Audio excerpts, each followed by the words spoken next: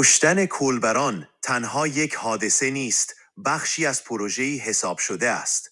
پروژه‌ای برای خاموش کردن صدای مردمانی که نجیبند اما نمیخواهند زانو بزنند. از ترور، کشتن جوانان ما در خیابان تا شلیک به کولبر بیپناه، از زندان و شکنجه دانشجو و معلم تا حذف فیزیکی کارگر و کارگرزاده، این یعنی کشتار سیستماتیک مردم کرد. جمهوری اسلامی در کردستان نه تنها فقر را توزیع می کند، بلکه مرگ را هم مدیریت می کند.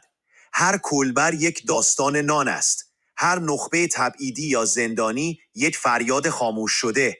اما ما نمی میریم. نه با گلوله، نه با زندان، نه با فقر. ما ریشه است و هر ریشه ای که قطع شود 1000 شاخه خواهد رویید. فراموش نمی کنیم. نمی بخشیم. این خاک روزی آزاد خواهد ایستاد بر قامت بلند کسانی که امروز به خون افتاده‌اند.